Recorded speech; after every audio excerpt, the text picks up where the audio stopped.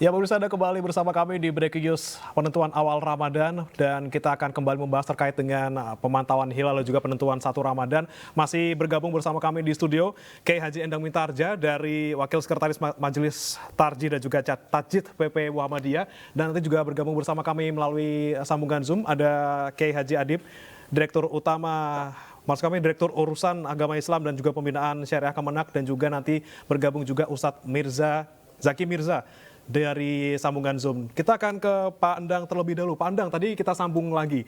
Memang kan penentuan ini kan hisapnya sama, tapi kemudian ditentukan sebagai utama atau tidak. Tadi kita lihat dari beberapa daerah belum mencapai 3 derajat. Nah, dari Muhammadiyah sendiri apakah memang mengabaikan terlihat atau tidaknya? Misalnya tadi kita lihat dari beberapa daerah belum terlihat, itu artinya kriterianya belum masuk ke awal Ramadan. Kalau dari PP Muhammadiyah berarti mengabaikan adanya ruqyat itu, Pak? Ya, jadi pada prinsipnya di Muhammadiyah itu awal bulan itu ditentukan oleh posisinya, posisi bulan itu sendiri.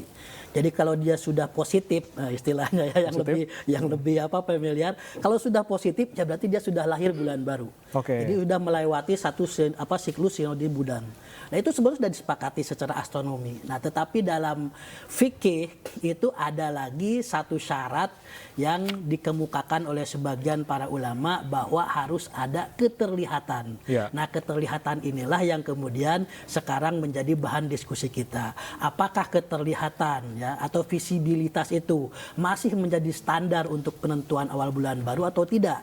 Karena sekarang kemajuan ilmu astronomi sudah begitu sangat pesat dan sudah begitu sangat akurat. Nah, sehingga bagi Muhammadiyah yang akrab dengan sains gitu ya sejak awal kelahirannya, bagi Muhammadiyah sudah cukup. Melihatnya udah nggak pakai lagi mata gitu ya, pakai perhitungan, pakai perhitungan, pakai ilmu, sehingga ada istilah ru'yah bil ilmi. Nah, sedangkan bagi yang lain, yang ngelihat harus pakai mata gitu, sehingga tetap dipakai misalnya kriterianya ru'yah bil aini ya dengan mata. Nah, melihat dengan mata ini di kalangan para praktisi ruqyat pun itu beda-beda standarnya. Ada dulu kita di Indonesia kan masih pakai 2 derajat ya, Mabib itu Malaysia, Brunei. Nah kemudian sejak tahun kemarin dinaikkan jadi 3 derajat. Nah ini perubahan-perubahan ini kan menunjukkan sebetulnya memang tidak baku. Ya. Nah ketidakbakuan inilah potensi bahwa penentuan awal bulan itu merupakan lapangan ijtihad. Nah karena ini lapangan ijtihad, lapangan pemikiran, maka perbedaan pendapat itu sebuah keniscayaan.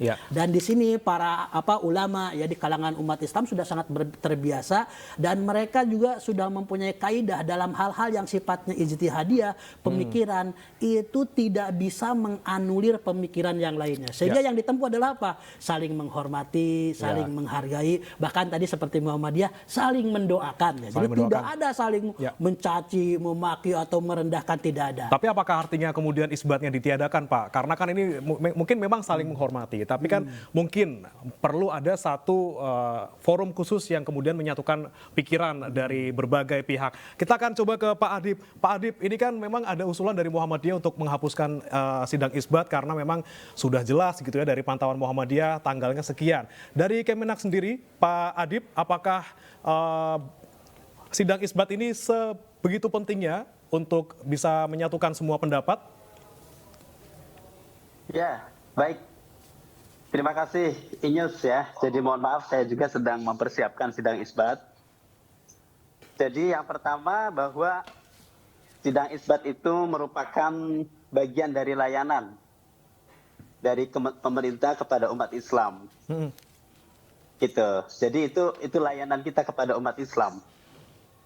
Ya, tapi Pak Adib, kalau misalnya dari Muhammadiyah sendiri kan ini ada alasan tertentu yang berkaitan dengan anggaran. Apakah memang anggaran yang diperlukan untuk menyelenggarakan sidang isbat ini sebegitu besarnya sehingga kemudian sidang isbat ini memakan biaya yang tidak sedikit, Pak? Saya kira kalau terkait dengan anggaran itu karena ini sifatnya layanan, ya kita kelola sesuai dengan aturannya ya. Sudah ada aturannya, sudah ada ketentuannya, jadi tidak keluar dari ketentuan itu, Mas.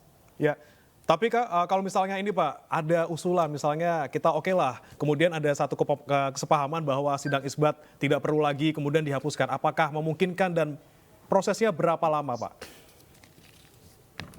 Iya, karena ini kan bagian dari pelayanan kepada umat Islam secara keseluruhan ya. Tidak hanya satu atau dua umat Islam saja. Sehingga kita pemerintah itu berdiri di tengah untuk memberikan layanan. Dan sidang isbat itu kan menjadi wadah untuk bermusyawarah semua unsur di situ.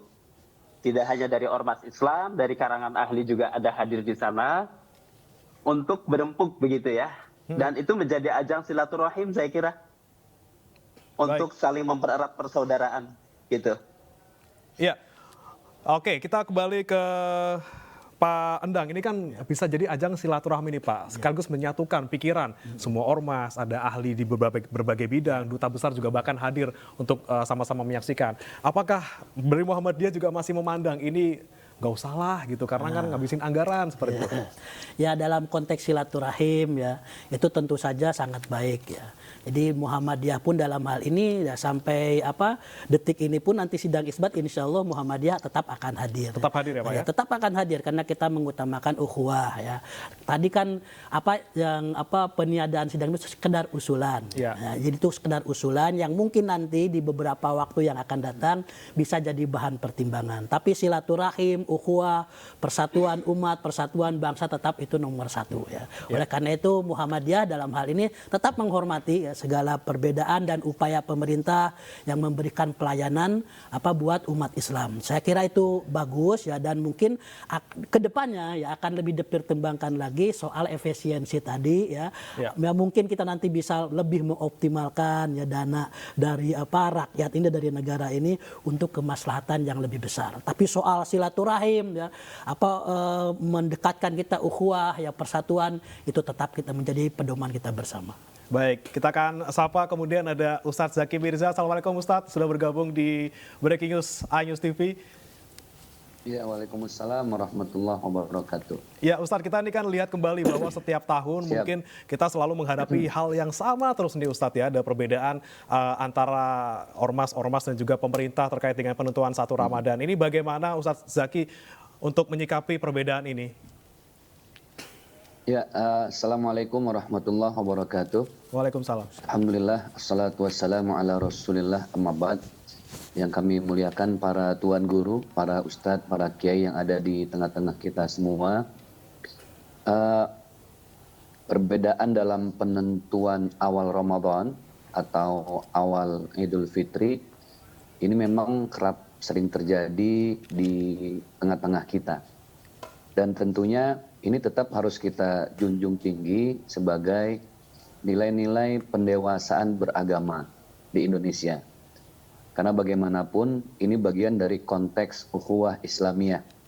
Sebagaimana tadi yang guru kita sampaikan, ada kerukunan antar umat beragama, ada kerukunan antar umat seagama. Dalam konteks kerukunan antar umat seagama, inilah perbedaan yang harus kita saling hargai. Artinya di tanggal berapapun kita melaksanakan ibadah puasa, yang terpenting adalah saling memuliakan, saling menghormati, dan saling mendoakan. Jadi nggak ada lagi nanti minal kepoin, wal nyinyirin, wal julitin gitu ya. Saling ngebully satu dengan yang lainnya di sosmed, tidak ada. Semuanya sama. Ya. Justru inilah proses pendewasaan kita dalam beragama, dan itulah yang dicontohkan oleh baginda Rasulullah SAW. Bagaimana justru dengan perbedaan yang ada itu menjadi hikmah dan pelajaran berharga untuk kita sebagai sesama Muslim. Gitu Bang. Baik. Ustadz, kalau kita lihat mungkin di masyarakat memang selama ini ada perbedaan, namun tidak pernah ada hal-hal yang kemudian mengancam keamanan ataupun sampai membuat adanya pergolakan yang besar. Apakah ini memang berarti umat kita sudah cukup dewasa untuk menghadapi perbedaan yang mungkin setiap tahun selalu terjadi? Ya, alhamdulillah. Inilah keragaman perbedaan pendapat yang ada di tengah-tengah kita dalam penentuan awal puasa. Dan tentunya ini juga bagian dari bagaimana masyarakat kita menyikapinya dengan penuh sikap bijak. Karena ini bagian dari ukhuwah Islamiyah. Jangankan dalam konteks ukhuwah Islamiyah, dalam urusan ukhuwah watoniyah, persaudaraan antar walaupun kita beda agama, beda bahasa, beda tradisi, tapi kita tetap satu di bawah payung yang sama, yaitu payung Pancasila. Nanti ada lagi ukhuwah basyariyah. Bagaimana persaudaraan kita dengan manusia-manusia lain yang tidak satu negara. Ini satu proses pendewasaan yang harus kita hormati dan kita jaga, kita lestarikan. Artinya ke depan, di tahun-tahun berikutnya, tidak menutup kemungkinan perbedaan ini akan terus terjadi. Tapi saya rasa kita sudah sangat terbiasa dengan hal ini, bagaimana di satu daerah saling berdampingan antara yang lebih awal tarawehnya dengan yang belakangan tarawehnya itu jadi saling menghargai. Bahkan kadang kalau ada yang sudah berpuasa di awal, yang belum berpuasa juga saling menghargai. Nah, inilah keindahan dalam kita beragama, ini harus kita jaga, kita lestarikan. Karena saya yakin umat beragama Islam di negara lain mungkin tidak bisa sebijak kita dalam menghadapi perbedaan ya. Masih banyak negara-negara yang justru ini menjadi polemik hanya gara-gara perbedaan penentuan awal masuk bulan Ramadan, seperti itu. Oke, baik. Saya sapa kembali Pak Adib, masih bergabung bersama kami Pak Adib. Ya, saya sebentar lagi, Pak. Ya, mungkin saya Pak Adib, ini kan kita sebentar lagi akan menuju ke sidang isbat ya Pak ya. Kita satu pertanyaan dulu ke Pak Adib. Pak Adib, ini kan memang selalu pasti ada perbedaan di setiap tahunnya. Kemudian mungkin memang beberapa ormas memilih untuk mengikuti perhitungan sesuai dengan organisasinya. Kemudian dari Kemenak sendiri Pak, apakah ada imbauan ataupun misalnya ada penentuan misalnya memang harus mengikuti dari pemerintah atau bisa jalan sesuai dengan ketentuan ataupun keputusan dari masing-masing organisasi, Pak? Iya, baik. Jadi kalau kami dari pemerintah, dari Kementerian Agama itu sifatnya memberikan fasilitasi kepada umat, ya, termasuk dalam hal sidang isbat ini adalah bagian dari itu, dan sebagian besar dari umat Islam yang melakukan proses ru'yatul hilal itu kita fasilitasi melalui sidang isbat ini. Dan tentu ketika hasilnya ada perbedaan, Kementerian Agama telah mengeluarkan surat edaran nomor 1 tahun 2024 yang mengimbau kepada umat Islam untuk tetap saling menghargai satu dengan yang lain. Ingat bahwa esensi dari puasa itu adalah kekhusyuan kita untuk beribadah, mendekatkan diri kepada Allah. Saya sangat setuju tadi, kita tidak hanya saling menghormati, tetapi juga saling mendoakan satu dengan yang lain, karena tujuan puasa kita adalah untuk meraih ketakwaan kepada Allah Subhanahu wa Ta'ala. Saya kira itu yang paling penting untuk bisa kita sampaikan. Oke, baik. Kembali ke Pak Andang. Pak Andang, ngomong-ngomong soal isbat ditiadakan ini kan izin ya, memang... saya mungkin tidak bisa lanjut ya Pak ya, Oke, karena baik. acara sudah mau mulai. Terima kasih. Baik, terima kasih Assalamualaikum Pak kepada Adib para kiai dari semuanya. Kemenak sudah bergabung bersama kami. Kita akan lanjutkan kembali bersama dengan dua narasumber lain. Kita ke Pak Andang kembali. Pak Andang, ini kan memang isbat menjadi hal yang selalu dilakukan seperti tradisi seperti itu, dan tidak saja dilakukan di Indonesia tapi juga di negara-negara sahabat kita, bahkan punya kesepakatan sendiri Pak. Ataukah ketika kemudian dari Muhammadiyah mengusulkan ditiadakan, ini tidak akan membuat sesuatu gejolak ataupun mungkin keanehan gitu Pak di tengah masyarakat, di mana nanti kita akan berpijak gitu Pak? Ya, memang pada prinsipnya orang itu, ya manusia itu suka memusuhi apa yang mereka belum tahu gitu ya. Al-insanu aduwwun lima jahilu, itu sudah sangat maklum sekali. Jadi memang segala sesuatu juga butuh proses ya, terutama pendewasaan umat Islam juga dalam menyikapi terkait dengan penanggalan ya, atau kalender umat Islam ini ya. Dan sebetulnya Kementerian Agama alhamdulillah juga memfasilitasi dialog ya antar ormas Islam ini, dan alhamdulillah itu sangat baik sekali ya, dan sudah berjalan sehingga nanti mungkin pada titik tertentu ya ini akan tercapai kesepakatan apakah nanti penentuan atau isbat awal Ramadan dan awal bulan Syawal itu cukup diberitahukan ya oleh pemerintah ya, tidak perlu lagi pakai sidang karena sudah sama-sama tahu gitu. Tetapi karena bagi sebagian kelompok umat Islam ini merupakan wilayah yang sifatnya ta'abudi. Ta'abudi itu masalah ibadah yang nggak boleh diotak-atik, diakal-akalin gitu ya.